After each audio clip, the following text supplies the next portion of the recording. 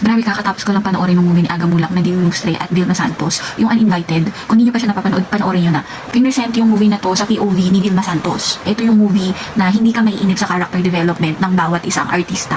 So for example, Vilma Santos, giganti siya para sa anak niyang si Lily. Technically, si Aga yung pinaka-villain dito. Meron siyang mga tauhan kasi apparently powerful person siya. All illegal doings, including ginawa niya. Grabe yung gigil ko kay Aga Mulak ngayon kasi ang intense ng character niya dito. All the other actors, ang konti lang nila, more or less 10 or 12 like that. Pero ang galing nila talaga, be. Yung utak ko, it keeps on wondering kung ano yung mga susunod na maging eksena, and knowing na Vilma Santos is a little bit old for a character na i-expect mo ba siya na magkakarate or assassinhood or whatever, but guys, this movie won't disappoint. Okay? There's a reason bakit siya yung star for all season. And Nadine, grabe, talaga makapaganyan ka pag pinanood mo siya kasi galing din niyang umacting.